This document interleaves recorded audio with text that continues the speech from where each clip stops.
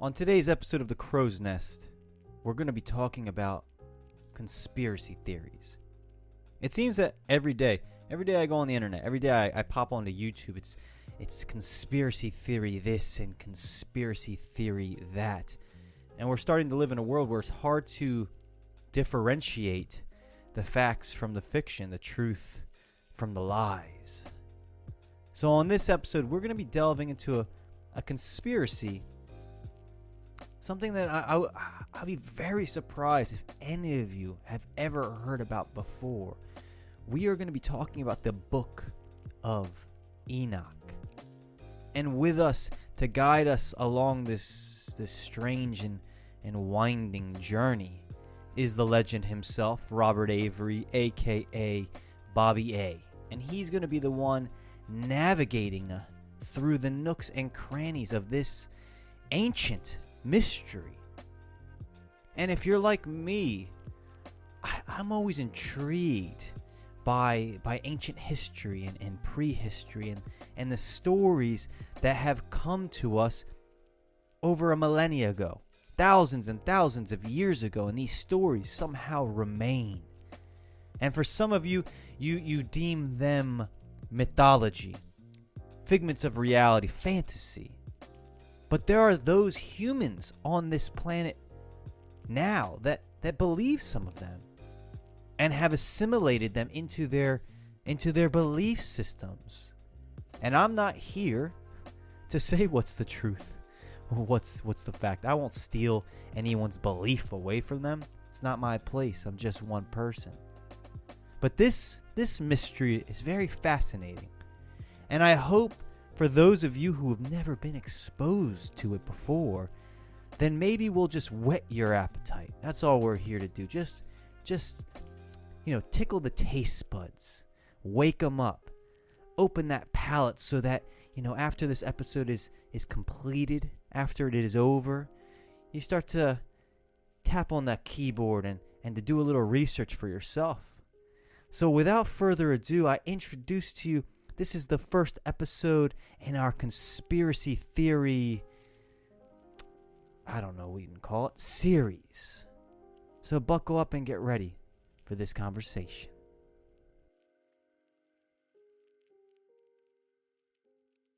Yeah, so let's kick things off.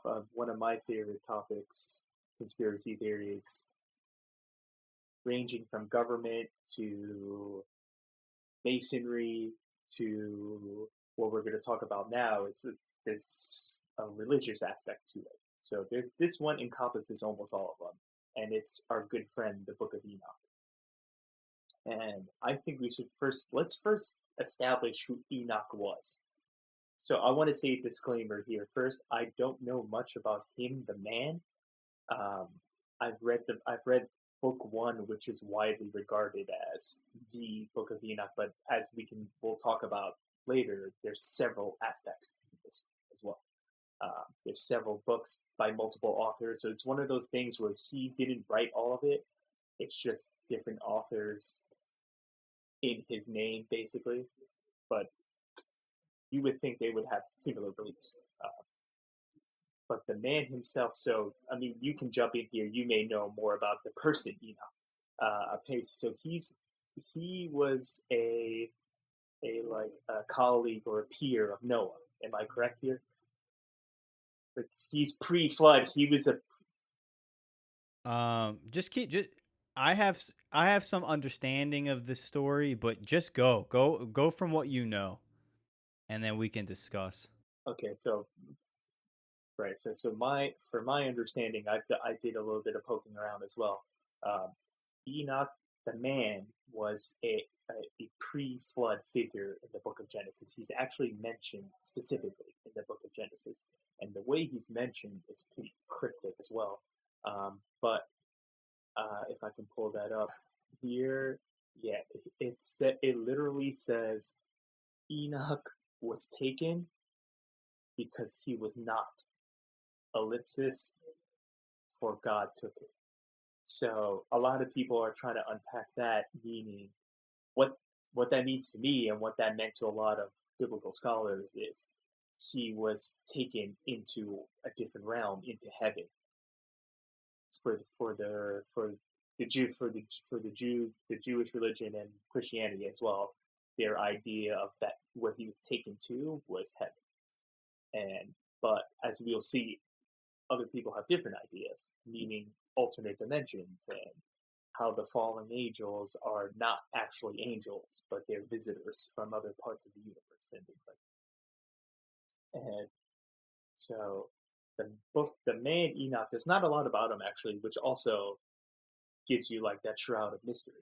But I thought that one line in Genesis is from Genesis chapter 5, and it says, Enoch was taken, he's like, and Enoch walked with God, and he was not. So what does that mean? What does that mean? For God took him, and he was not. Meaning, was he not dead? Was he not himself? Was his spirit taken, and his physical body was left? But that, I thought that was very interesting, the way that's written. And Enoch walked with God, and he was not. ... For God took him. Very interesting. So what do you think about that? Because I have my own theories there.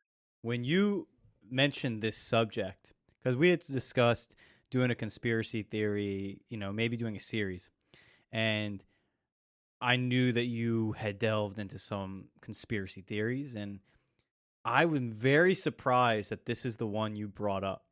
Because this is a good one, and the Book of Enoch is an interesting one. And so, to what you're saying, to my understanding of the Bible, when they refer to someone being taken, or he was taken and he walked with God, what is the verse in chapter 5? Do you have it? Do you know it off the top of your head?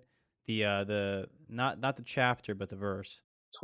Genesis 5:22 through 29. Okay, so here I have it right here. Let me read it. So it says, after he became the father of Methuselah. So here's another thing, right? Who's Methuselah, right? Methuselah is, quote unquote, supposed to have been the oldest man who survived the flood. And he also, I believe, was taken. All right, continuing, right? It says, he became the father of Methuselah, and then Enoch walked faithfully with God for 300 years, had other sons, other daughters. Altogether, Enoch lived a total of 365 years. Enoch walked faithfully with God, then he was no more, because God took him away. I've always understood that language to mean, all right, this is a case where someone, because they'll say if you died, this guy didn't die. He was here, and then he was somewhere else. Where that place was, they don't even know, and that's why they refer to it as he walked with God, because who knows where God is, you know what I'm saying? So, yeah. So that's, I've always understood that line to mean that Enoch had some interesting relationship with God, period, and that his life did not end in the normal mortal way. I think that's my exact interpretation, but I love as a man who loves words, I love how both of those are described. In that translation, it says he's no more, and the other one says and then he was not, which is like, both of those are fascinating because, as you said, it alludes to, it's like this man didn't perish of natural causes, or he wasn't killed in any way, like we've seen in other parts of Genesis in the book. He walked with God, and then he basically, for lack of a better description, he vanished, essentially. He was gone. He was no more. And so, like you said, like, this man didn't die in the physical, natural, mortal way we think, as, especially coming from our perspective in modernity. So, which lends a little bit of, I would say, like a sliver of darkness to the book, which I like, because it also discusses taboo subjects. So when you combine the man's life himself, which we don't know much about, except that at some point he had a commune with God, with the fact of the subject matter and the context of the book itself. And that's where the conspiracies come out of, because a lot of one of my favorite shows. I know this is going to come up a lot, and it's going to come up a lot in this entire podcast, in the career of this podcast. There's an Ancient Aliens episode where they basically try to compare all the language and the descriptions in the Book of Enoch to, well, it's like we said in one of our first episodes. These people, what they saw, they thought it was an act of the divine, of God. But maybe what they really saw was not fallen angels or demons or skinwalkers, which I want to talk about in depth, manifesting themselves into the physical, actual realm as we know it. It may have been a visitation of some kind, and Enoch didn't walk with God. He was taken into a ship or into another realm by these other beings in an effort to get them to believe all the things that were contextually related. Yeah. Okay. I'm gonna bring up something. So I so it's interesting, right? When you go down the conspiracy rabbit hole and then you deal with like religion, just listening to you talk, there's some points I find that I think trip people up in modern day society, and this is I think part of the reason why there's a lot of contention with religion, and it comes down to language. So, right, let's go back to like this time period. Let's say thousands of years ago. Many Right? thousands of years ago. Yeah. Put a number on it. Long time ago. Yeah, a long time ago. Right? So, we draw that distinction between, all right, heaven. Oh, they believed in heaven, and that's this thing. But in reality, it was an interdimensional portal to another place. And I think it's funny. I think modern people would get into an argument about that.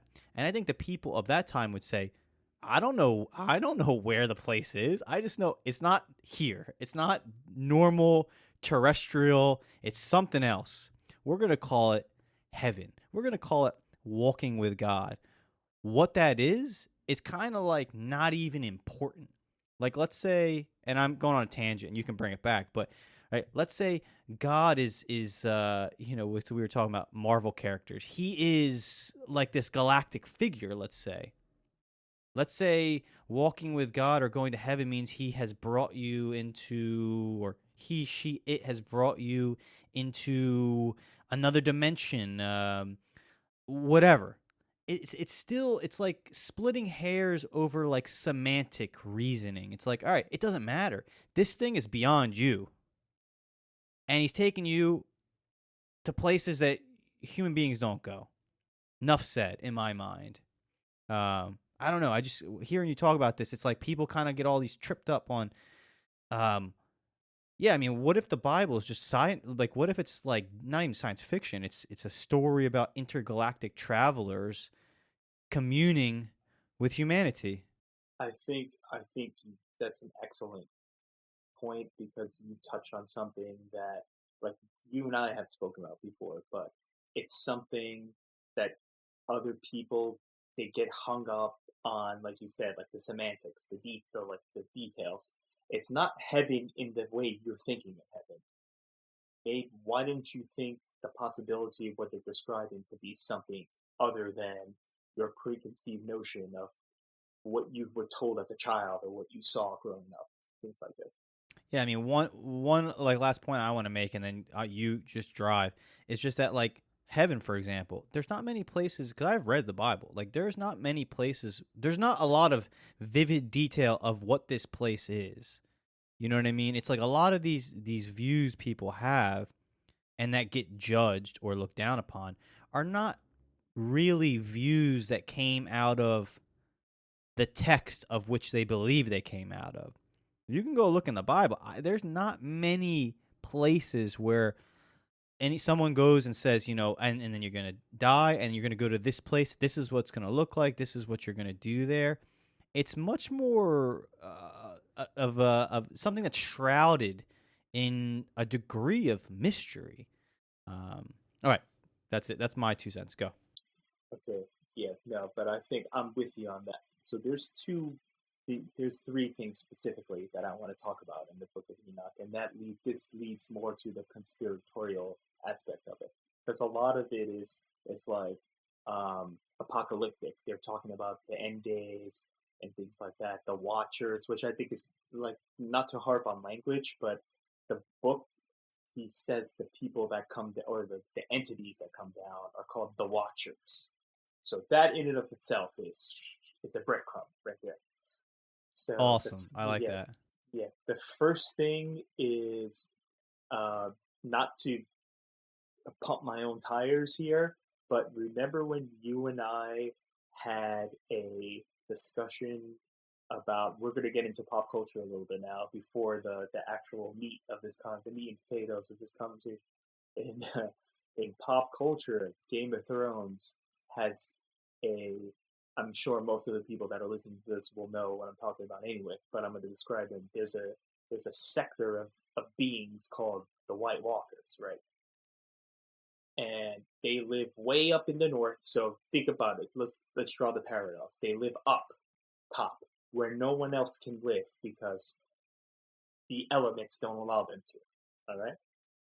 What's heaven? Heaven is up, above everything. Okay. They come down. Angels come down.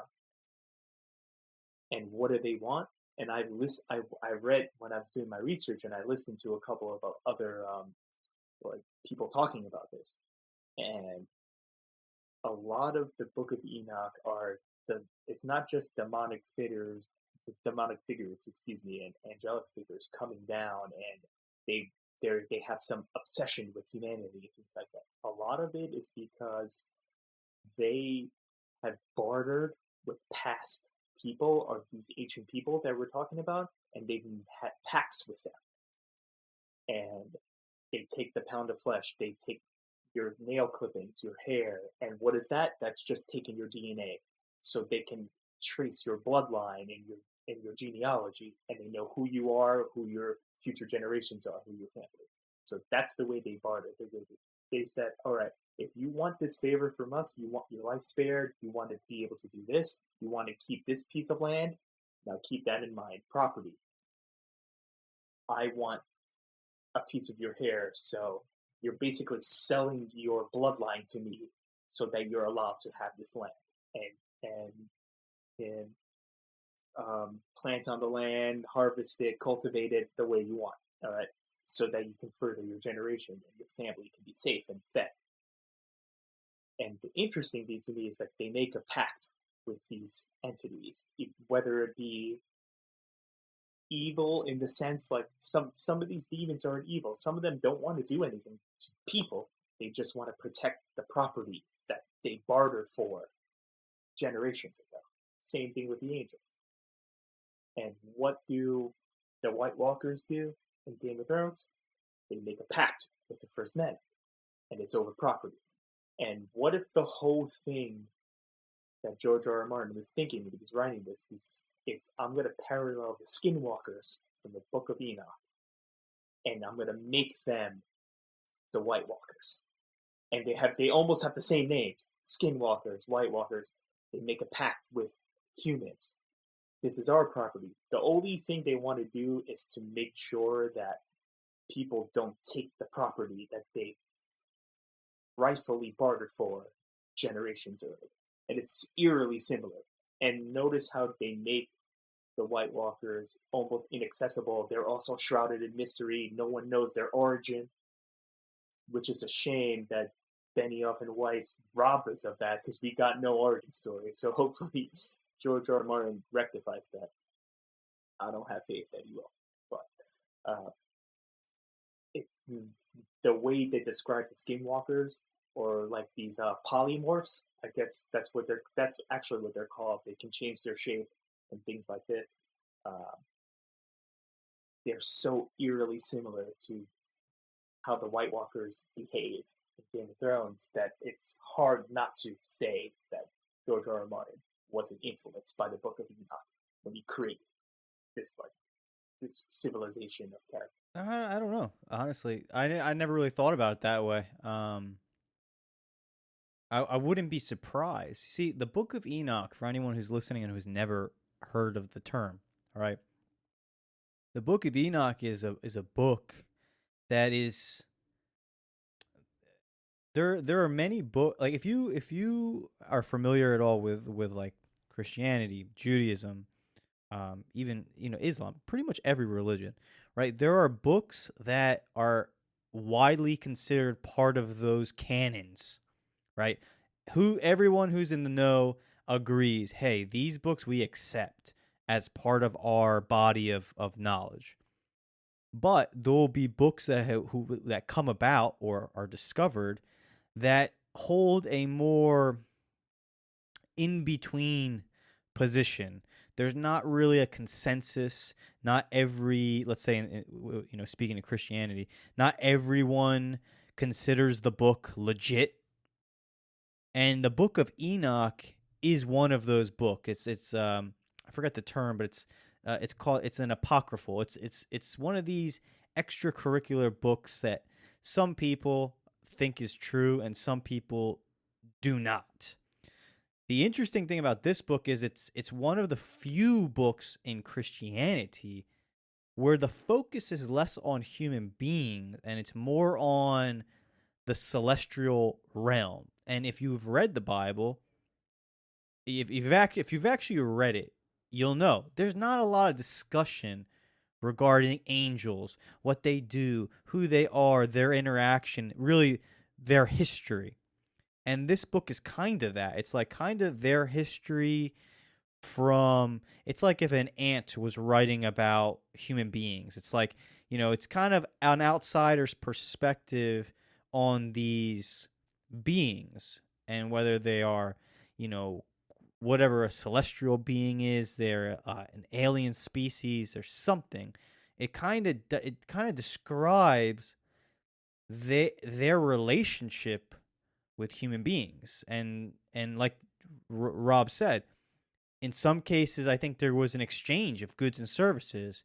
I'm looking just at the Wikipedia, and you can see how, I guess they make the claim that, like technology, that weaponry, iron, like metalworking, were actually gifts given to the human species from their otherworldly neighbor.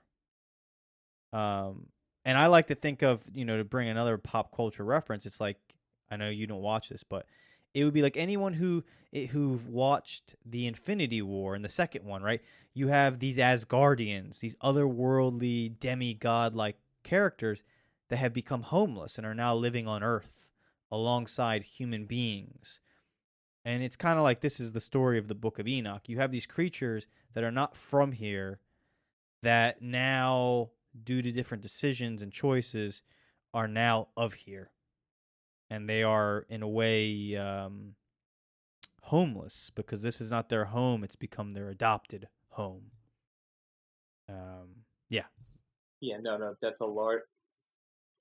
So that's a very large part of the Book of Enoch. That's one of the, in my view, one of the best parts about it. The part that's most fascinating and attractive is the part of that. It basically describes the lifestyle of the spirit world and how they relate to the actual tangible world, and also like kind of like I don't know. I mean, I don't need to speak for Thor. I'm no expert anyway in the Marvel comic world, but Thor doesn't need. It's a Superman too as well. They date human women, right? There's a large part of Enoch are these otherworldly beings coming and mating with human women, which creates like the Titans and the Giants and the different race of actual humans. So that's definitely an element of it. But another part, and like you said about the canon, most of Judaism and Christianity removes this from all their Bibles, but there's one section of faith that keeps it in, and it's the Ethiopian Jewish population. What are they? They're called. They have a name. Let's see. The Beta Israel. That's what they're called. So why do you think? And in my head, it's like, why are only the Jewish community in Ethiopia, the ones that keep this in their like Bible, basically. It's in their canon. They teach this to the young while they're growing up. And I couldn't find a lot of it. Like a lot of these theories, a lot of it gets into like really wild conspiracy theories about how the most the one that I could say that convinced me the most was that this like sector of Ethiopian Jewish people were direct descendants of Enoch himself, and that's why they kept that in their canon. So the Ethiopian Christians and Jews they're a very interesting breed. I know one. So one view. How they see themselves. Let's put it that way, right? They are a little bit. To some, they're called the lost tribe of Israel. This group of Ethiopians, and their culture is very interesting. So they believe it is it is believed by many in Ethiopia, especially devout Christians, that I believe it's the Ark of the Covenant, right? This mythological thing exists in Ethiopia. They actually believe that they are the holders of this, call it ancient and perhaps magical artifact. And that's part of their belief. They see themselves as really the repository, the ones that are still linked to this ancient past in a somewhat of a direct line. And very few really can claim that degree of intimacy with their past history. That's the same impression I got. They are somehow. I mean, there's you can't really disprove it. Who am I to say otherwise? But I do like that they basically draw the origin of their community back to, as you said, back to all these mythical figures, and that's kind of the reason why, well, while they're teaching the youth growing up, this is strictly part of their canon. It's the only sector in the entire world that recognizes the Book of Enoch as part of like, official canon, and it's only in Ethiopia. I thought that was very interesting. And it's like you said, it's because, but a lot of people say like life started in Africa and things like this. So then you can go anywhere with this, but it's very interesting that they basically are like holding the banner for this. So like, hey, we might be the actual direct descendants of the people that you're reading about in the Old Testament. So what other aspects of because I've never read the Book of Enoch. I know about it and I've heard stuff about it, and I have, like right now I'm looking at Wikipedia about it, but you've read it. So what were some of the things? I read only the first book. Is that the Book of the Watchers? Correct. So there's 5 of them, I think. I only read the first one itself. So it reads a lot like a book from the Old Testament. So there's a lot of, you can play with the language. A lot of it is open to interpretation. It's very ambiguous. Like we just, because it comes from this language called Giez. I don't know if I'm pronouncing that correctly, but it's like an ancient African language it's called the Horn of Africa. It's a region where Ethiopia is, of course, and a lot of it is.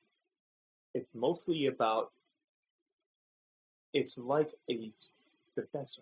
How do I describe it? The best way to describe it is it's a alternate universal version of what's the last book in the Bible? Why am I blanking on this? Revelations. Revelations, correct. Jesus, yeah. It's like an alternate version of that. It tells you. So Revelations is kind of cool to read because it's from the earthly perspective, and the first book of Enoch, the Watchers, are the people that come down and are actually enacting the Book of Revelations, it's from their perspective. So it's like you're seeing the same story, but from the perspective of the spiritual beings, the awe and the way they can travel interdimensionally. Then you get the skinwalkers, you have the shapeshifters, they're called the polymorphs. So if you read it, another cool thing about the Book of Enoch is there's certain things that you can pick up only if you read it in Hebrew or you read it in Greek.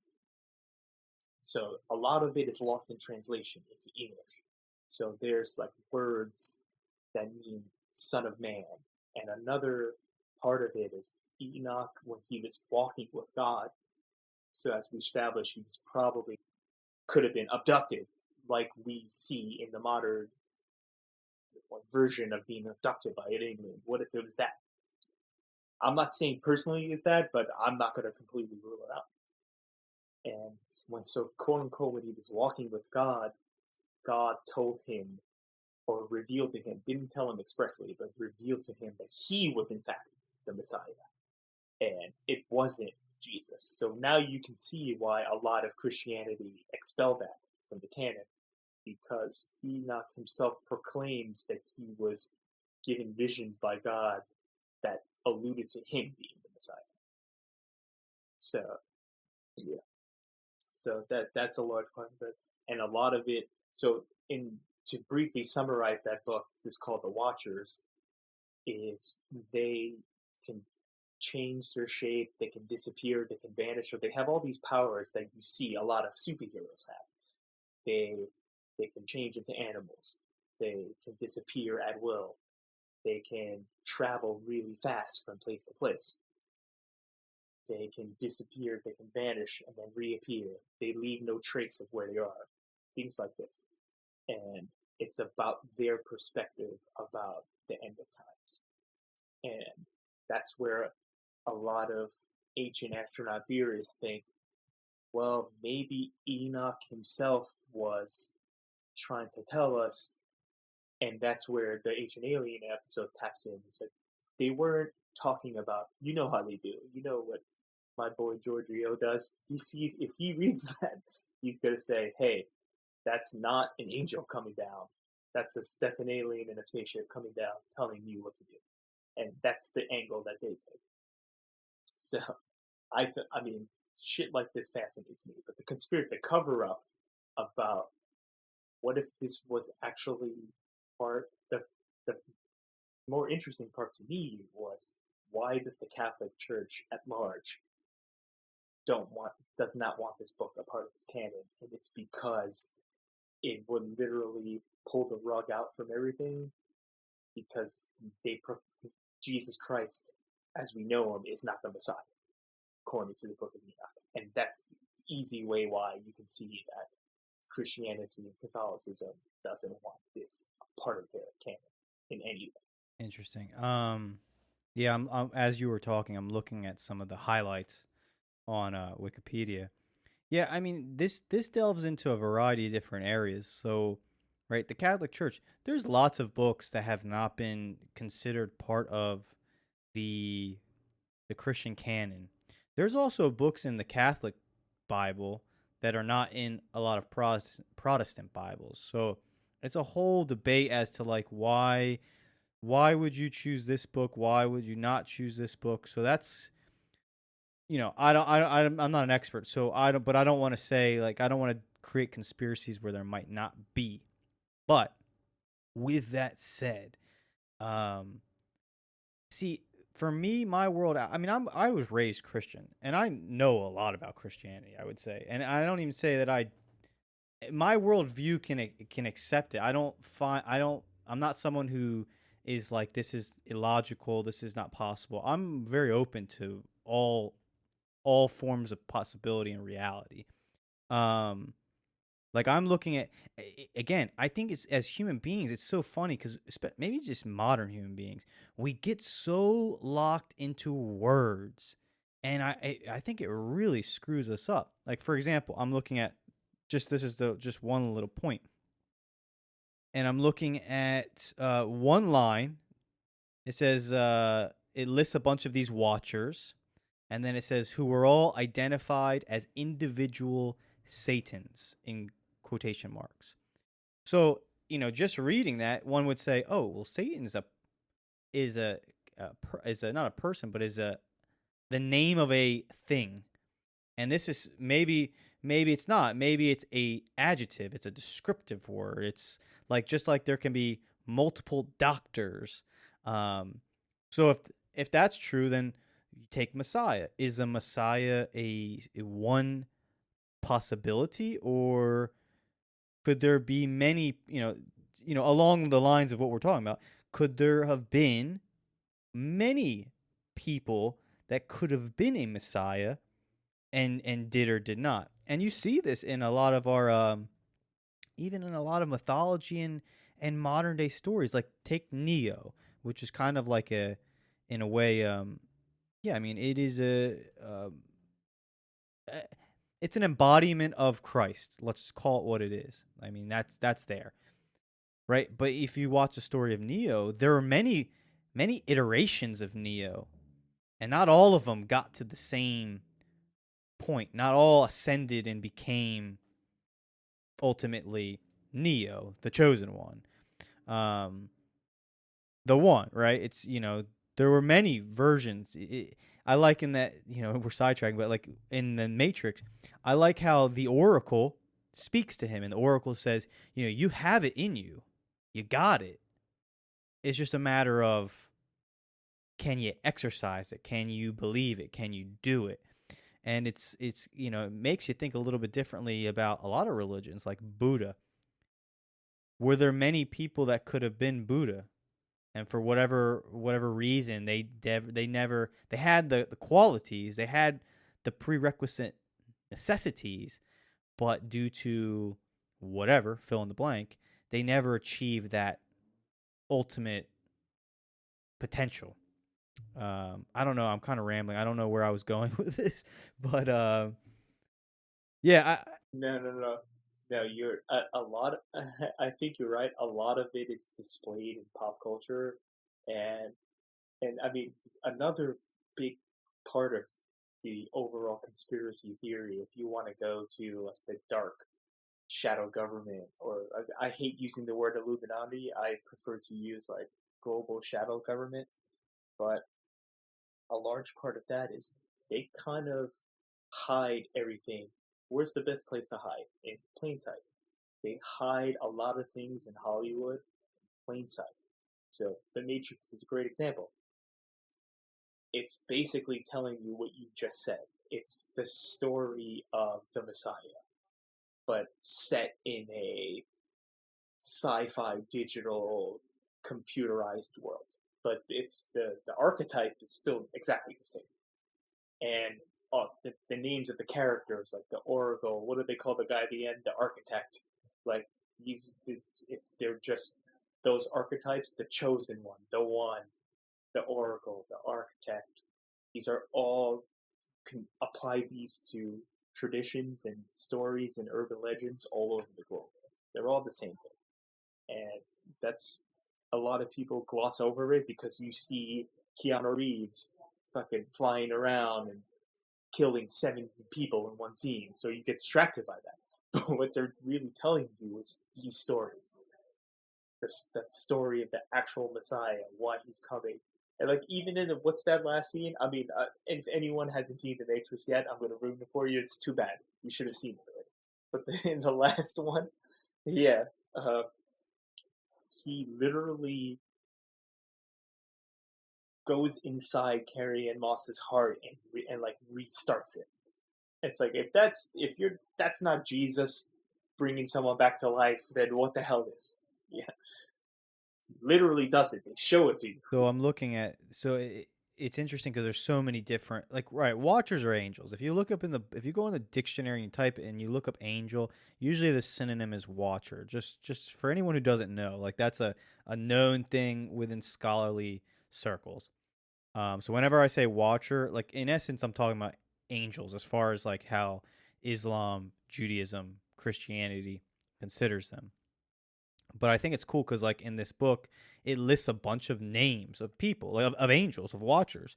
And it also mentions in what they taught human beings. It's kind of like this is an interesting creation story in a way because it's really, at least it seems, they're trying to draw certain cultural inventions and they're giving it an origin story. So, for example, one of these watchers is called um, Azazel, Azazel,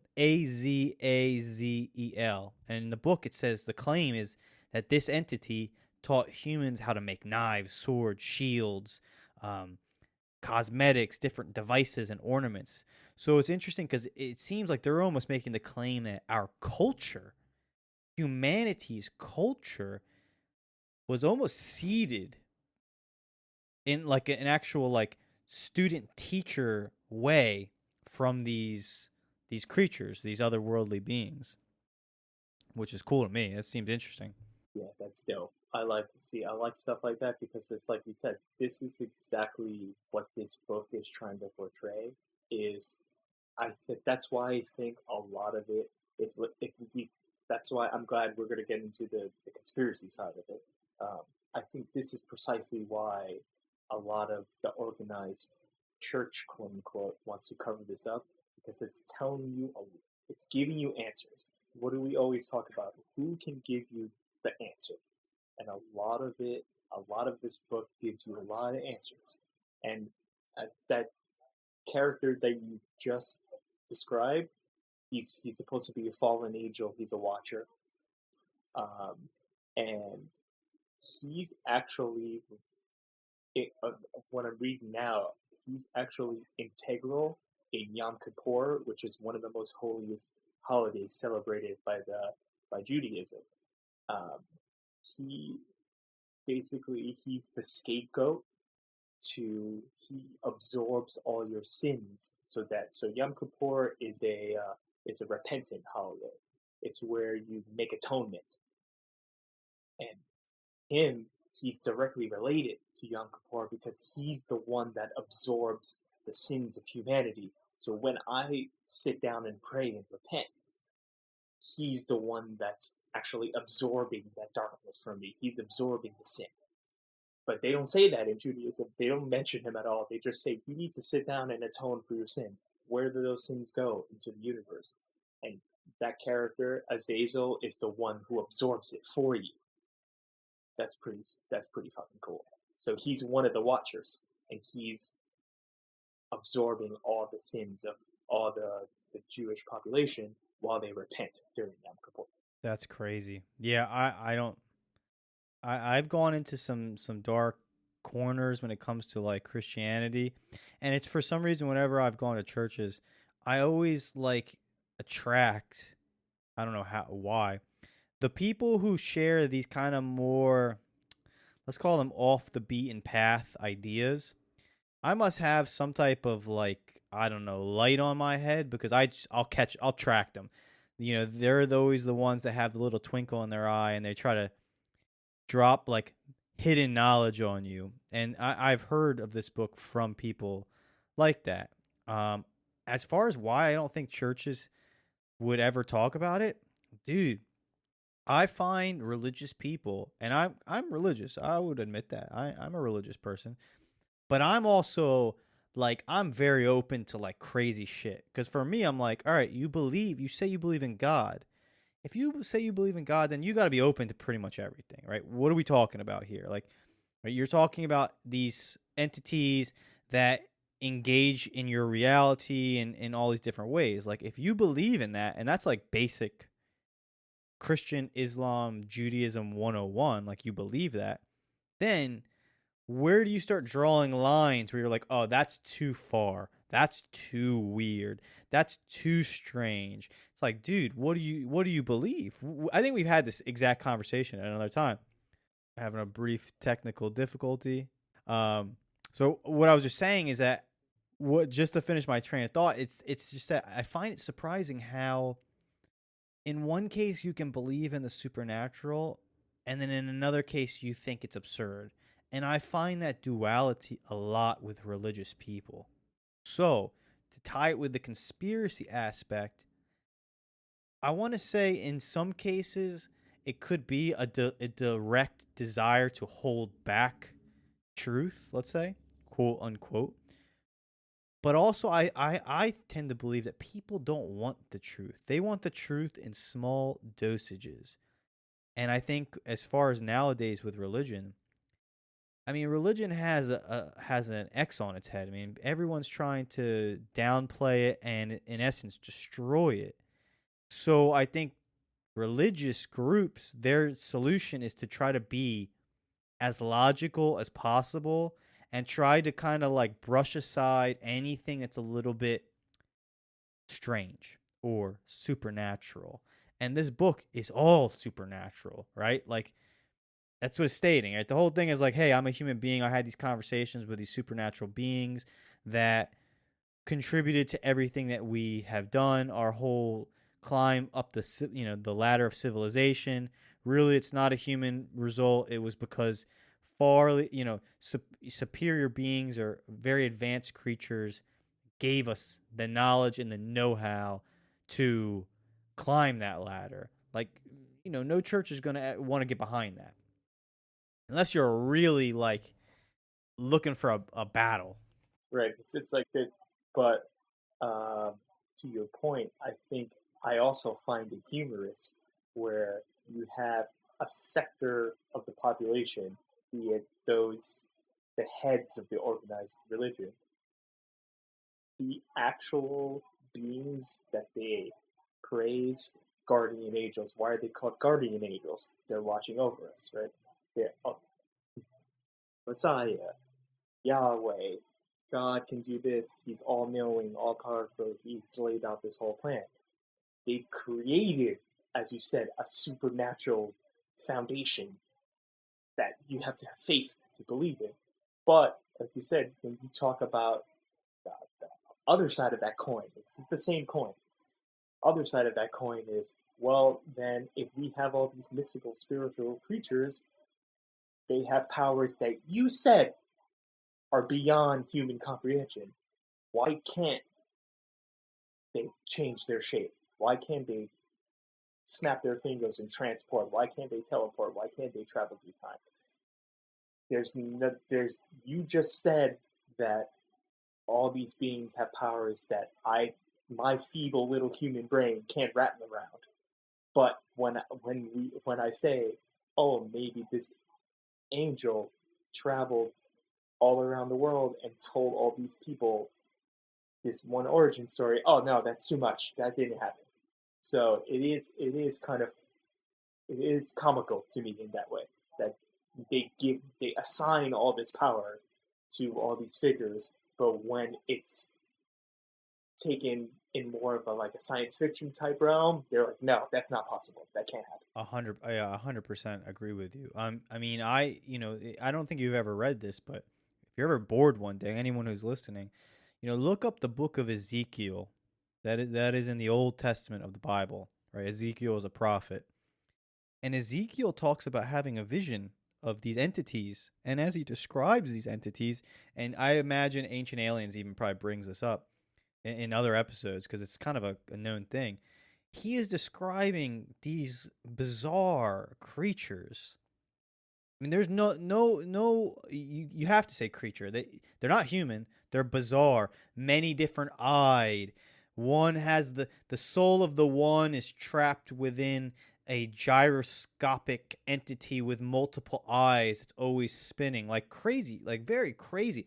And to me, it's very believable. I mean, I've had hallucinogenic experiences, and in this case, I would imagine if this Ezekiel was real, whether it was in his mind or what he saw was what he saw tangibly, he could touch.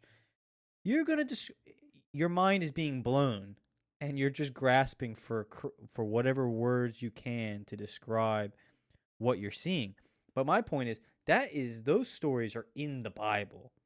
And I would challenge anyone who's if you talk to someone who's Christian, it's very interesting when you bring up these things because you'll see people start to squirm because it's a stretching, right? They're like, I can believe in this, But this, it's a little too hard to believe. And to my answer, I'd say, but that is part of that. That is in your belief system. If you believe in this chapter, gotta kind of believe in that chapter. But I just find it interesting. Like people, I do think people struggle with that. You know that anything that's beyond what they can see and they can touch, people have difficulty with. I think, yeah. Yeah, I think that's well said. But it's like it's the beginning of this topic is salient at this point. I think people are so quick to like sit down and pray. I'm not knocking it in any way, but to sit down and pray to one of these spiritual beings that is all knowing and all powerful. But like you said, when we get to maybe the kind of edgier side of it, they're immediately like, no, that's not that can't be right, and it's kind of hypocritical in a way. But Book of Ezekiel is good. I've heard I need to read that. I haven't done it.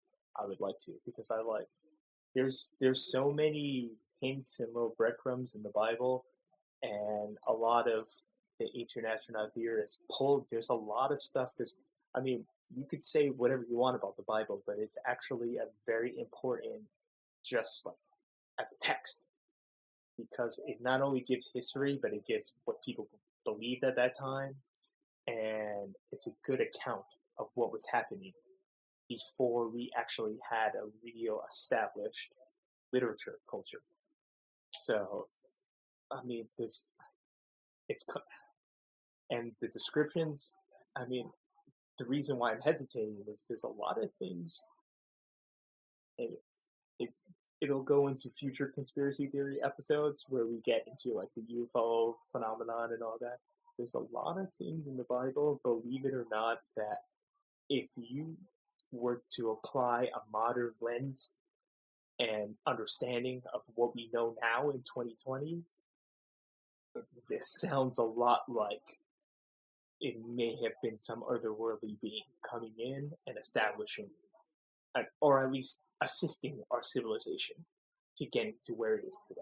So one thing you said earlier, this is at the beginning, was about the DNA, and it's kind of like that is an interesting point because right, the Bible is there's so much, and maybe it also comes out of the culture, but the Bible taught bloodlines are important. Like it's discussed a lot.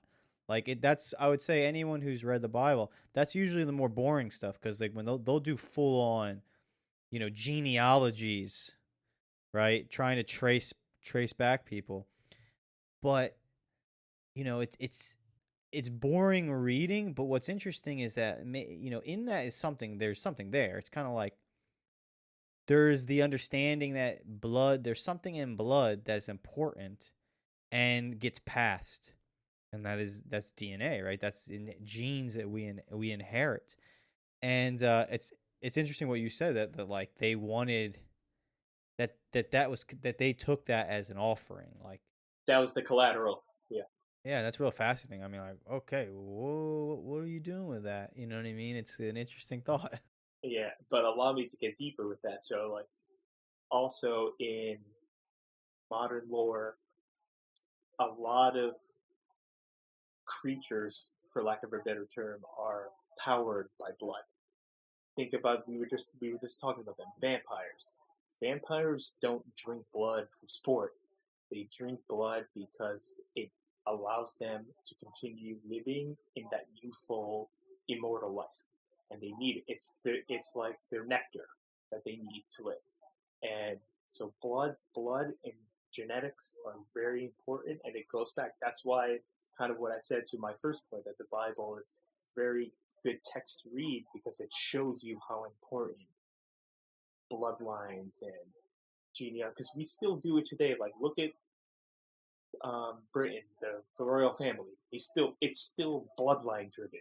They're still operated by bloodlines. Just because you're born into the royal family, you're a prince now. You've done nothing. You've really done nothing to warrant it, but you're a prince because you're from royal blood, quote unquote. And so even in 2020, hereditary things are very important. And one of the most interesting things I found about the Book of Enoch is that their bartering system is like, okay, you want a favor from all these watchers, you want a favor from the watchers, you want to be spared by the watchers, we're gonna need your genealogy in exchange. That's the exchange. So if you read in the Old Testament, right, and there's always gods, right? God, the idea of gods is not a new thing. Right? It goes back forever. And I've always had, from reading some of this stuff before, I've always had the thought, which is kind of interesting, is that, modern people tend to look back on anything of the past as very, usually with a very kind of a lack of respect.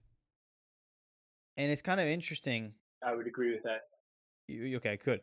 Yeah, like everyone is foolish, dumb, unintelligent. One thing I just think is kind of funny. This is off the subject, but right, the idea, you hear a lot of like flat Earth, and you hear how, oh, everyone in ancient times believed that the world was flat, and like that's just not true. It's just not true. And you can find so many different places where ancient peoples they knew the planet. They knew the stars. I mean, I just kind of find it funny that and this is real off topic, but it's like I find it funny how people can say that the people of the past in the same breath didn't know anything, and then in the same person can say how some ancient society was able to create some type of monument that keeps track of, I don't know, the movements of stars. So it's like, how can you believe both? How can you believe that like ancient peoples were dumb and thought the world was flat, but also they knew the movements of the stars well enough to predict solar eclipses and things like that. So it's kind of like, I just find it kind of funny. But what I was going to say was, all of these ancient societies that gave offerings to these different gods, you got to wonder, were they giving offerings to one of these creatures? And this creature was able to legitimately change the world, or its small part of the world, based on these offerings, depending on how strong it was. And if it was stronger than maybe another watcher, it could exert its will and do what its people, it's almost like these little tribes, right? They had their little tribal god that they made offerings to for good harvest, for, children and etc. And then you'd have like another tribe with its god, and then they'd have sometimes little battles. And the one that won was believed to have the superior god. And it's maybe, hey, who knows? Maybe these gods of mythology that we believe in were actually watchers. That's a wild point. I'm inclined to agree with you on that. Um, Obviously, I don't have concrete evidence. I mean, no one does, but I think it makes sense. It's this the crazy part about like going back to antiquity is when these people were like, what I mean, maybe you can enlighten me as well. How did these people gain these traditions? What did they do? Like, they didn't read anything. There was no written text. Maybe it was something orally passed down upon, but for a lot of these ancient peoples, they have all these, like you said, like really nuanced traditions where, like, the Mayans, the Incas, you got Stonehenge, you got Easter Island, they can predict seasons. Like, dude, their instruments back then were just as good as temperature instruments and like climate instruments are today, just as accurate. And we're talking thousands of years ago. Like, how did these people know, all right, this is the time we plant our crops? Just by reading the stars. And that's what they did. They looked up at the sky, they read it, and they calculated. And it was just as accurate as it is today. And there's no difference. And they were able to construct things that were so difficult to build, even with modern technology. So, but where did they learn all this? That's when no one gets it. They'd be like, okay, they did it. Yes. Where did they learn it? Did they talk about it amongst themselves, or were they given the knowledge by the Watchers? So here, I have another question for you. I guess my answer is a question. How long has civilization been going on for? Tens of thousands of years. Human civilization? Yeah, what is the standard belief of when human beings, left the forest and began that climb towards where we are now? Well, what is the standard? 50,000, 20,000? I would say, yeah, at least like we're talking like 10,000 BC. So like, yeah, I would say around there. All right, so then that's the question, right? It's like, is that true? And why do we believe that time span? How long has the Earth been on the planet? How long do we believe? All right, so I said that. Why do we believe that to be the accurate timetable? And my follow up question is, how long has the Earth existed as it is? Let's say now, like there's water, it can sustain life. Yeah, no, that we're talking millions of years there. Um, and why only? So yeah, that's a great point because in the timeline of Earth's existence, we're just a speck of dust at this point. Even though human civilization, as we know it, has been around for like a couple thousand, like tens of thousands of years, but in the whole timeline of the Earth itself, we're nothing. Just a small segment of it. So there's a lot of people now that have begun to believe, and there's two guys. Graham Hancock would be a good one. He's an author who writes books. He's not a scientist, but he tends to write books that are about these kind of like strange questions. And he's not the only one. But the question is, right, is that true? I mean, have we only been around for that fraction of time, or has human beings as we are now, have we had complete upheavals and multiple reboots where human beings become sophisticated and advanced, and then something happens, maybe there's a global catastrophe that essentially brings us all back to the Stone Age and reboots everything back to the beginning. But there's something that's left, some remnant, some wisdom that's held on to, and that's like the seed for the next reboot. And then it happens again over and over and over and over again. I don't know if I believe this, but this is something that people talk about and wonder, because you've probably seen in Ancient Aliens, there are things on the planet, man-made things that people cannot explain. You just scrambled me with that one. I like that a lot. What if at one point, like you just said, there's an episode about Atlantis, worlds that have disappeared, right? And like the sky gardens of Babylon and things like this. Like these were extremely advanced civilizations that were quote unquote eradicated or just vanished into thin air. So what's this guy's name again? I got to read more about that. Look up, his name is Graham Hancock. If for anyone who is interested, it's Graham Hancock, just HANCOCK. And I'll get around. I'll add this to the show notes, so I'll link a couple of his books. But yeah, he talks about this.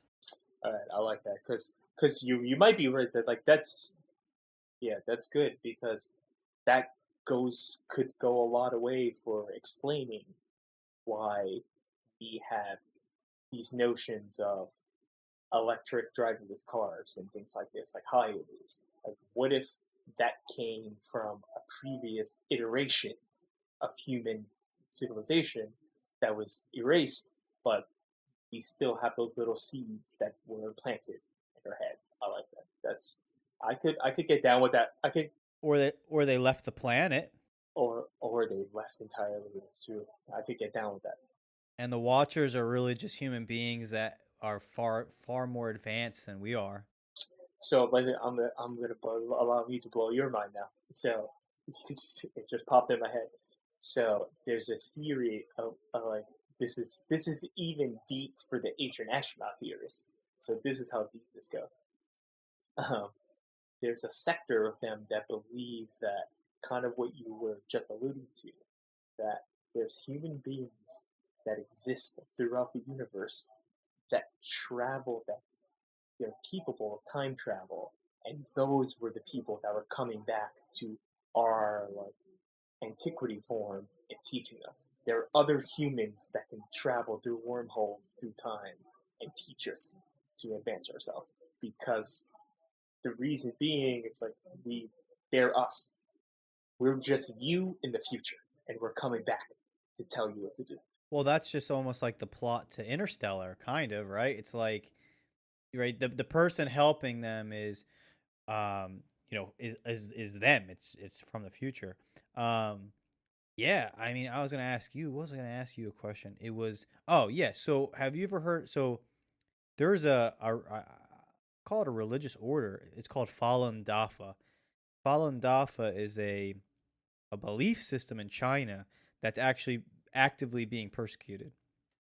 Anyone who's interested, I'll link or I'll add the name so you can look it up. But I've read they have a body like of documentation, let's say, and that's a belief that's written there. It's the main guy. He says like there have been many epochs of human civilization. Human civilization goes back much further than we believe, and it just something happens and it reboots over and over and over again. And when you read Graham Hancock, he'll kind of talk about this. He'll say, right, it's almost become proven that in a certain period of time, there was a massive worldwide catastrophe that took place, right? We know that these things have happened. One happened that killed the dinosaurs, but another one happened. And what's interesting, it happened in North America. And there are Native American stories and traditions that are nearly synonymous with the story of Noah and the flood. And it's kind of interesting because, what was I going to say is that, right, they talk about literally the world just ending. And how many times has that happened? And like our civilization now, if literally we got like, a large comet that hit our planet, our shit's done. Like, it's over. Like, all of this stuff that we have around us, give it a million years or, thousands of years, it's gone. It's all gone. All of our knowledge, all of our wisdom that's in these computers is gone. It doesn't exist anymore. And for any human being that exists, how many years will it take before you just forget? Like, you don't remember. We forget famous people that were, famous 5 years ago.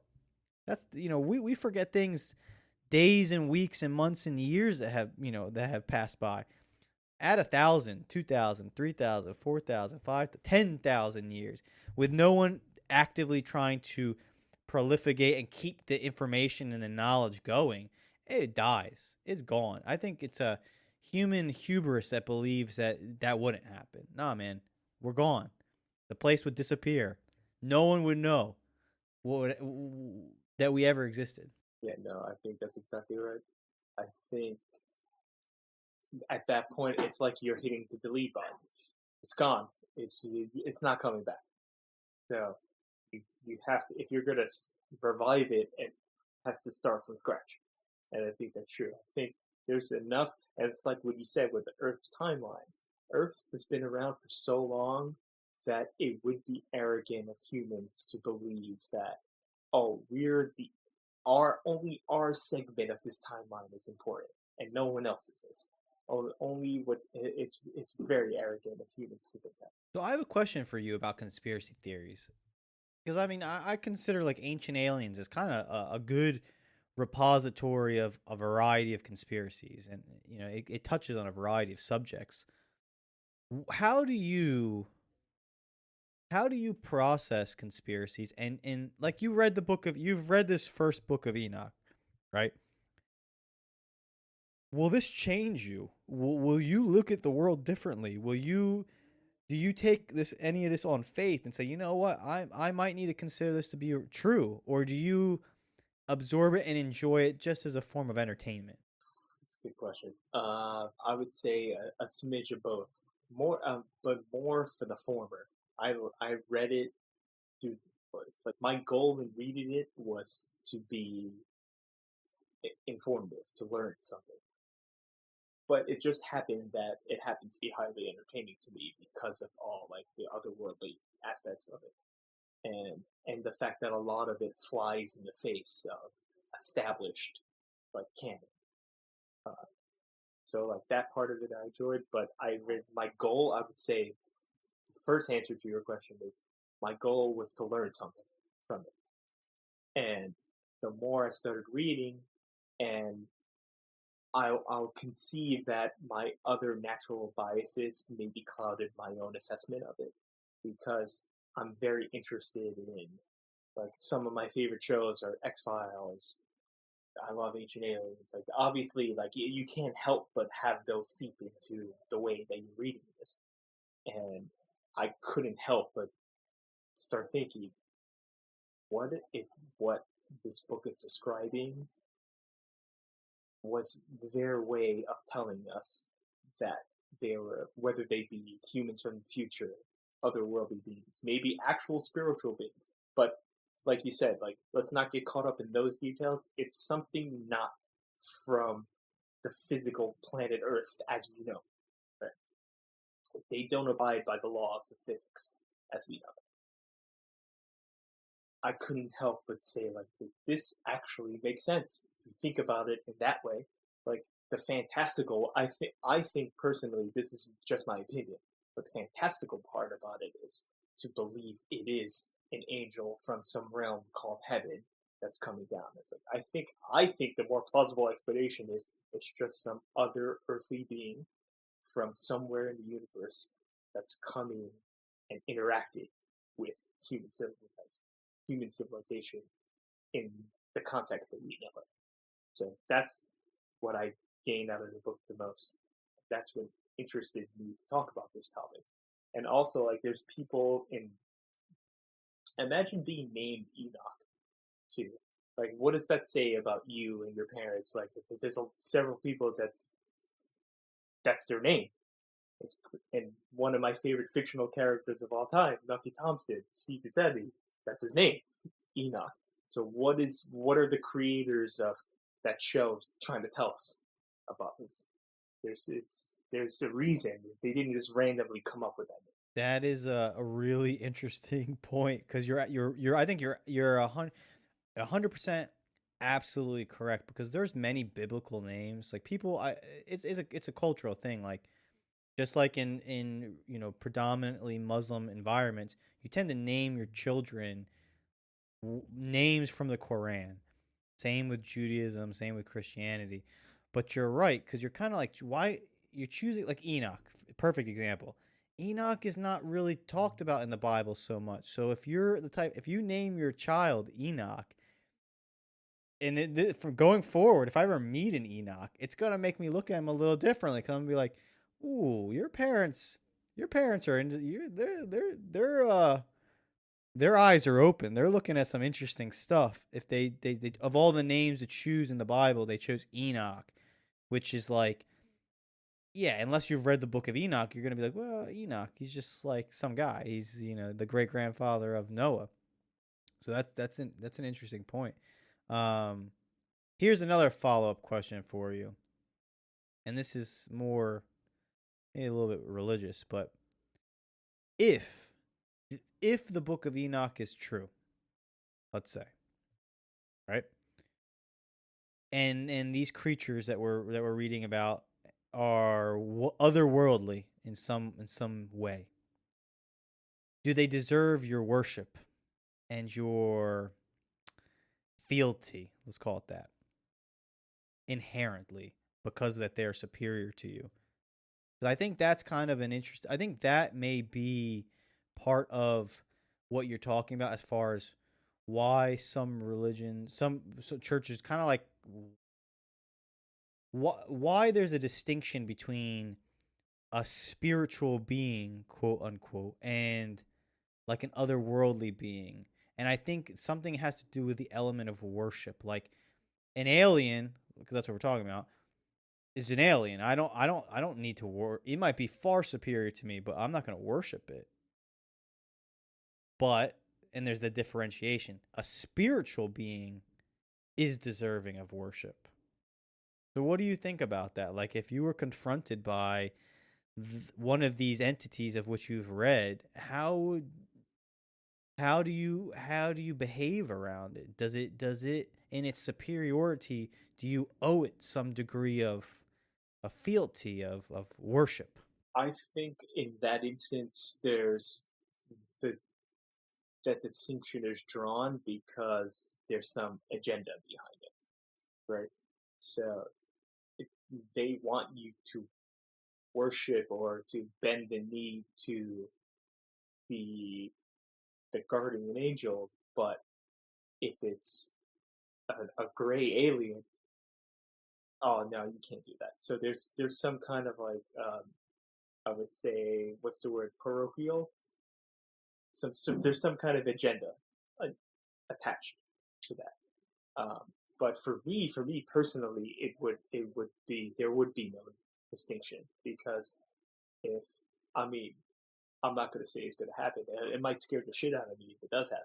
But if one of these beings were to appear to me in any form, the way my mind works, I would automatically go to, okay, a curiosity, a place of curiosity, rather than in awe, or like it's in awe of the majesty, and I have to bow down to it.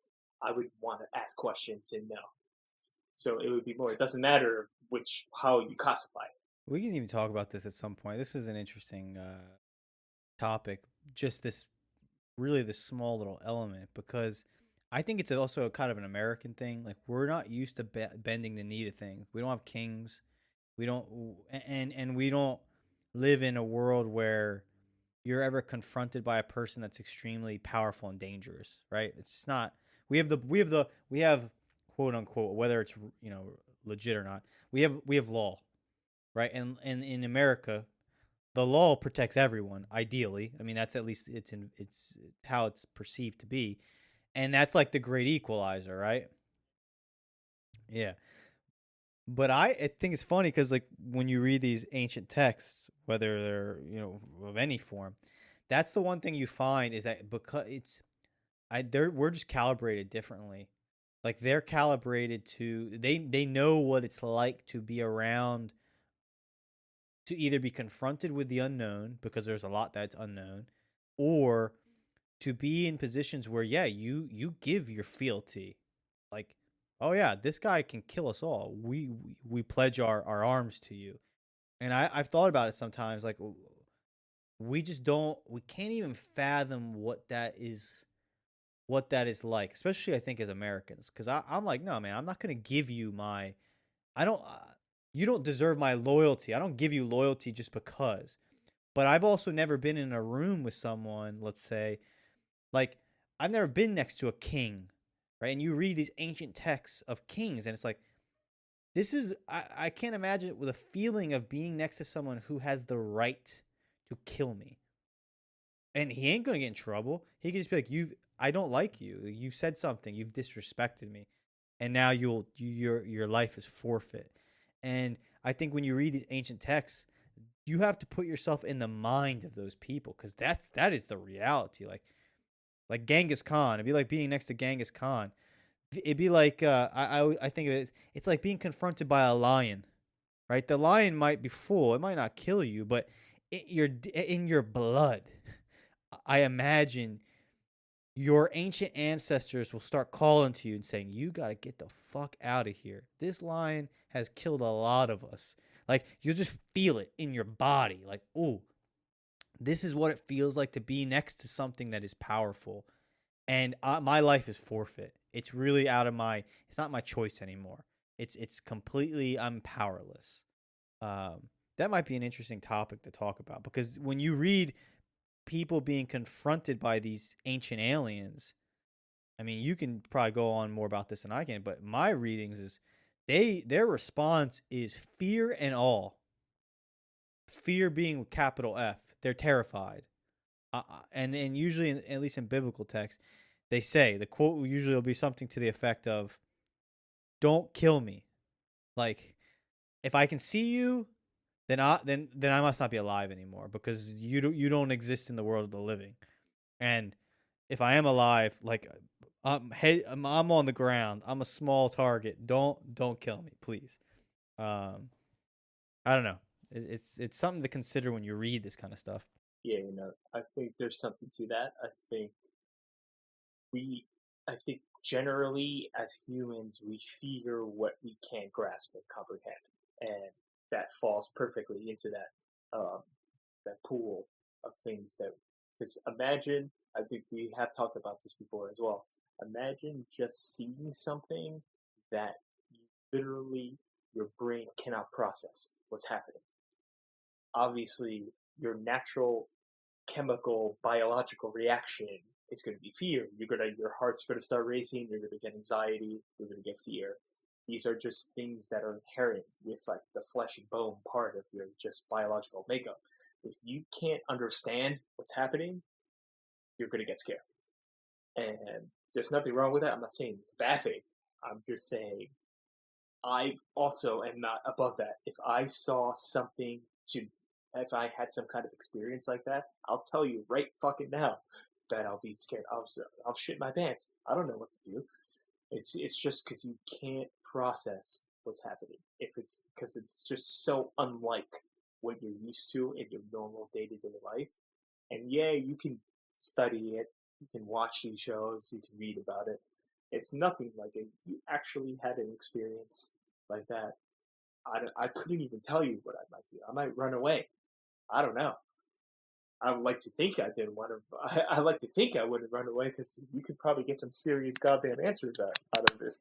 But I would be scared. There's no doubt. There's no doubt I would be scared. But I think that's a good point that you said. I would be terrified. I would be, yeah, real fucking scared. I mean, imagine like a Pan's Labyrinth like entity appears in front of you one day. If you've seen Pan's Labyrinth, I would literally. I think actually. I don't think I could even run. I think I would just be paralyzed by fear. You know what my normal reaction is to fear? I just rush it. I might just rush it. Just try, just tackle it. Yeah, that's my knee-jerk reaction. Yeah. You just go for the tackle. Maybe you'll gain. It'll respect you for the fight. Yeah, it's the same thing. Like imagine being woken up in the middle. Like you see, there's a I wouldn't call it a web series, but there's a series on YouTube where there's it's called Disturbing Things Found on the Internet. And there's this one story, there's several volumes, there's like 12 of them. And there's one where this guy, obviously, like another thing is, it always happens in the middle of nowhere, which people draw skepticism from. But it's like when Action Bronson watches Ancient Aliens, one of his friends, his name is Big Body Bess. It's a big guy. And he goes, I don't believe in dinosaurs. They never find a dinosaur in Manhattan, in the Bronx. It's always in like Montana somewhere where no one's ever been. It's like I don't believe in dinosaurs because they never find their bones in like urban places. So it's like that. It's like there's this volume of weird shit that happens, and people have caught either on Twitter, Instagram, or very social media driven. And there's this one guy who hears, like, at the middle of the night, he just hears screams outside his house. So he goes out, brave guy, he lives alone, goes outside of his house, and he starts filming the woods surrounding his house. Then he sees like a flickering light in the back. Goes back in his house. It's like, all right, I'm not gonna go over where that light is. I'm going back inside. So he fucking rushes back inside, closes his door. Then, like 5 minutes later, he tries to go back to sleep. 5 minutes later, there's a knock at the door. It's not even a knock; it's like a pounding. And he's like, I'm not going. He's writing on Twitter, so he's logging the whole thing on Twitter. You can see the whole log of that night. And he's like, there's a pounding on my door. I'm not going downstairs to investigate. Then, so he's like, the pounding stops. Then 15 minutes later, he starts hearing, the noise where like a light is flickering and about to go out, like a bulb is about to expire, like that like it's like an electricity static sound. He starts hearing that from his hallway, and then he opens the door to his bedroom and he just sees a flickering light inside of his house. And then he writes on Twitter, whatever it was outside, I think it's inside my house now. So he hides in his closet, and he just he's filming it. So through like the crack of the door, you can see the light still flickering. It's creepy. And in my head, I was like, that's a visitation. Something came to him that day. I don't know what it is, but something was trying to get this man's attention. And so, what was the original point of? I lost track. What was my original point? Yeah, it's creepy. I don't know, but that's a good story. Have you ever been confronted by? I think I asked you this before. Have you ever been confronted by what you'd call or classify the supernatural? I kind of wish, like, people say, "Oh, I want to have some kind of experience," but you really don't, because, like we just said, it's pretty scary. Only once, and it was when I was in summer camp as a child, and of course, it's in upstate New York, middle of the woods, and I'm walking like. I was like 12, 13 at this time. So I'm just trying to show off in front of your friends. You're like, I'll go in the woods by myself. Who cares? So I'm just walking through the woods, and I see, one of those reflector. When people like riding their bikes, you see like the reflector lights, so the cars don't fucking kill them. I saw it to this day. It chills my bones. I'm walking and I get into an opening in the woods, and I see what looks like a man with an orange reflector hat. Like the moonlight was reflecting off that hat. So I saw him, and he was just standing in the middle of the woods, just staring right back at me. And he was like in an opening, so the trees gave way to an opening, and there was just a guy. I don't know if someone was fucking with me or something, but there was a person wearing an orange hat, like one of those orange like construction vest like hats that reflected the light, just standing in the middle of nowhere in the woods, just staring back at me. That's when I was done. I just literally bolted back. It's like, this is not happening for me. So that was the one time. Yeah, man. It's in the middle of nowhere in the woods. It was in the dead of night. It was in the woods, and there was just a person standing there, not doing anything, just standing straight up, wearing an orange, like a neon orange hat, just staring out into the opening. I couldn't tell you, just standing there. Once I saw him, and I saw the hat, I literally ran. I don't think I've ever ran faster in my entire life. As I'm listening to you, I'm just thinking of we need to do a ghost stories. We got to talk about ghost stories one. I know Andrew has a variety of ghost stories. Andrew has a good one with like his family's involved. I remember that ghost. That's creepy. That's creepy. Yeah. What about you? I think the only supernatural experience that I can really the only one I can really recall is that happened not that long ago. I've had some forest stuff, but it's hard to tell if I was just scared, I got spooked, or if I actually like legitimately saw something. But the one experience I had where I would say I want to believe it didn't happen, but if it did happen, I don't know what's going on. And it took place in India. I was living at it for a time in a village in the south of India, like a farm village. And I was living in I was sleeping in like I call it like not a hut, but a small cement house. Let's call it that way. Very small. Like for those who are listening, think of like what people put in their backyards. They put what is that thing they put in their backyard? What is that? Whatever. It's like a small house where you'd store stuff. Shed. Yes, thank you, Rob. Yeah, imagine like a cement shed.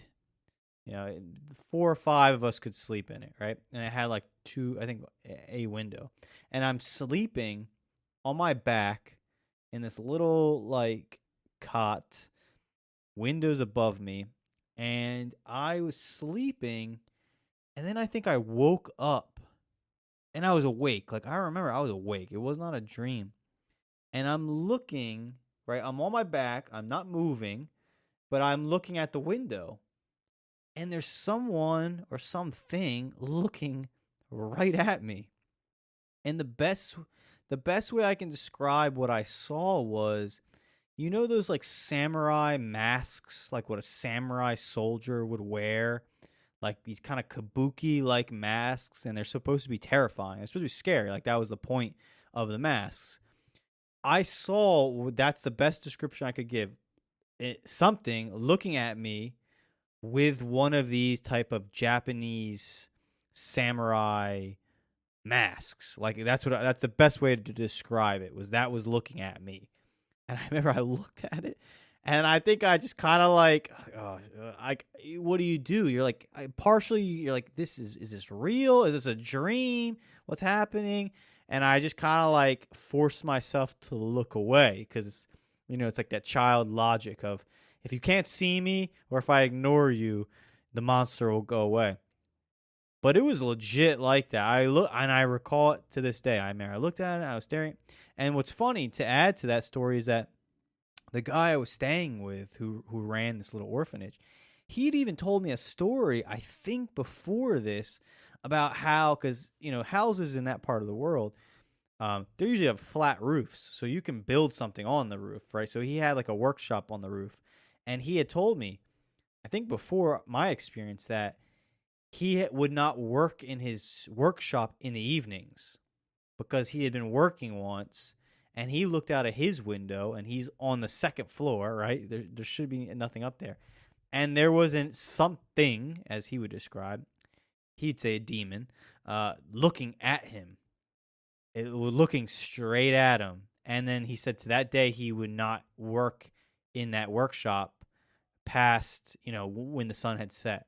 So that, I would say, is the only real legit, like, supernatural experience where I saw something. I didn't feel something. It was like I saw something, and I could not explain what I saw. But other than that, like that's I've had limited experience. I haven't seen a ghost, I don't think. And I'm happy. I mean, knock on wood, if there's any ghosts around me, don't introduce yourself. I don't want to know you. All right, like I'm perfectly happy living in this mortal coil. Pretending you don't exist. Yeah. So that's creepy. That gave me goosebumps. But I have two stories that are similar to that. I didn't see anything, but it was more of the feel, and that might even be creepier when you know something is around you, you just don't see it. So two things. Number one is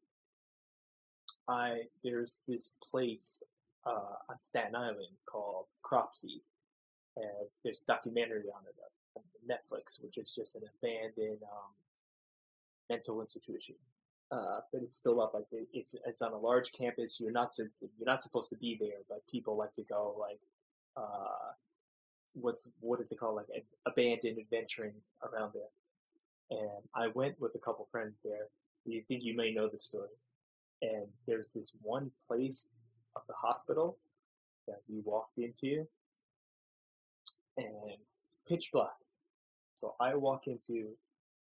First, you go through like the main entrance, then you climb down a couple stairs. Then we went to where it was. So this was the middle of the summer. It was like July, but inside that room, you needed like a North Face snow parka in there. It was that cold in there. It's about 30 degrees in that room. So the temperature in that room between the temperature outside was probably like a 60-degree difference, which was insane. So you could see your breath. I could see my breath in that room. And I walked down there, and I could just feel it. I was like, this is a bad place. There's something in here that no one should be in contact with, whether it be spiritual, but it also, what's even scarier is there could be like a sector of like these mole people that are living there that you don't know what they're capable of. So that's equally as scary to me. Not even the supernatural part of it, but it was really cold in that room, and I could just feel. And I was like, "This is a bad place." And then I don't know, someone probably kicked a rock and created a sound, or like a water dripped somewhere in the distance. But then once I heard that sound, I just bolted right back up the stairs. And all of us, like, once one person starts running, everyone starts running. That's the thing. and but yeah, exactly. But I could tell you that whatever it was down there is something we didn't want to fucking tangle with, for sure. And it was a feeling. I didn't see anything. I did not see anything, but I got that feeling in the pit of my stomach, and I was like, this is a bad place. This is not somewhere we shouldn't be here. And that sound, that there's like maybe someone stepped on a branch, just some just off the wall sound that just sparked everyone, and everyone just ran upstairs. That was creepy. But I feel like I've never felt, because you could almost feel the darkness, and it was so cold that it was in the dead of July in New York when it's humid, and I could see my own breath. I've never experienced anything like that. It was creepy. Yeah, I forgot the second part. It'll come to me. But go ahead. That's scary shit. No, all I was gonna say is, I had a point I was gonna make. I'm trying to remember now. Oh, it's that. Yeah, it's. Let me see how to word it. I find it interesting that, right, people, like, I know this story. You've told me this one, and I just thought it was funny because the people you went with, it was almost like joyriding. Like, they went there to have fun, right? It's kind of like you're exploring, you're having fun. And to me, I always found that kind of fascinating. And the point I was going to make was, that might be one of the reasons why these texts that are a little bit more off the beaten path, a little bit more supernatural, are not looked favorably upon by larger churches. And one could say this, and it's that if those things exist, there's something that's very dangerous, just like you described, like that feeling of the presence of evil. That's not something meant to be played with. And honestly, that might be something worth concealing from the majority of people, honestly, right? Sometimes you have to, maybe sometimes the truth needs to get kind of brushed under the carpet, because people are going to start barking and barking up trees, investigating things that they shouldn't be. You know what I'm saying? Like, wisdom is not for all, and sometimes there is a danger to going beyond your limit. There will be a sacrifice. It's like, are you prepared for that sacrifice? And the reality is, how could you be? You don't know. It's like, that's a major part of, I think, most religious texts. It's that there's sacrifice. And a lot of times the sacrifice is a lot more than you would be willing to give. And, that may be something to consider, maybe to think about. It might be that, like, the Catholic Church saying, you know what, guys? Yeah, this is real. We believe it. Yeah, you shouldn't be dealing with these things. They are things that you can't control. Yeah, no, you're right. I think that's a good point. That's right. There are things that, because it'll just, like you said, it'll just it'll cross our wires if we do these things. And it's actually better for the collective if we didn't know about these things. That is true. I do agree with that to an extent. But I do remember the second story I was going to say. But let me finish my point on that. Yeah, I think a lot of it, but my only slight disagreement with that would be a lot of things are covered up because under the guise that it's not fit for the masses. That's a lot of the reasons. That's a lot of the time. That's the reason why things get covered up. But you are right. Like, we don't want mass hysteria, because if people knew about what really true evil is, that's why the audience will talk about the occult at another time when we have guests as well. That's a large part of what I want to talk about. It's like, does the general populace really want to know about the evil that could be present in this world? And it's not just, we're not talking about like monsters in the comic or like the cartoonish sense. We're talking about people, literal humans that are capable of just pure evil. And that's scarier to me than any monster that you can draw. So, but the second story is also very eerie as well. So I live in an apartment in Bed-Stuy, for anyone who doesn't know. And there's 3 rooms. There's 3 bedrooms in there. But in one of the bedrooms, which I've lived in 2 of the bedrooms within that apartment. Once someone else moved out, I moved into a different type of bedroom.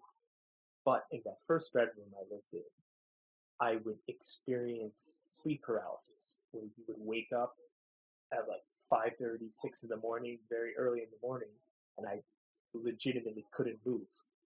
And I could just feel a presence there, but I couldn't move. I couldn't speak or move. And what was weird is that's the only room I've slept in. The other room, I've slept on the couch. The only room that I experienced that phenomena in was that first room. And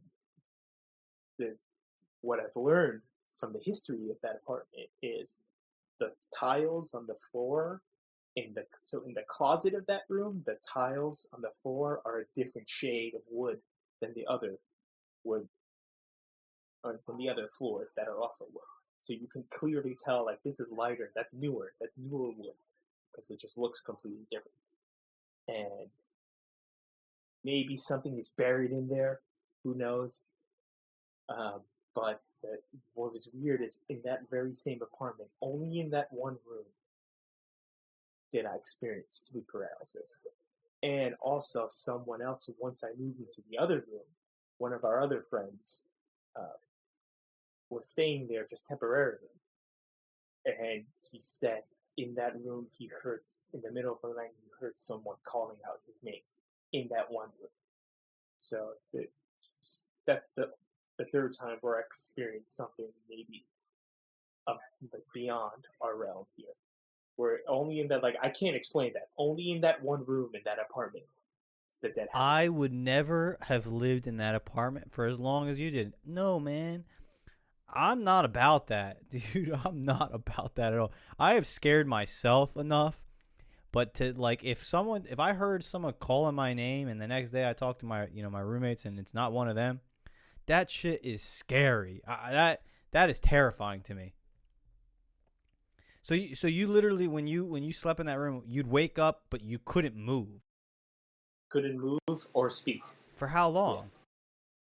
For, I would say, a good 30 seconds, which doesn't sound like a long time, but it's a very long time. That's a long time to be trapped within your own body.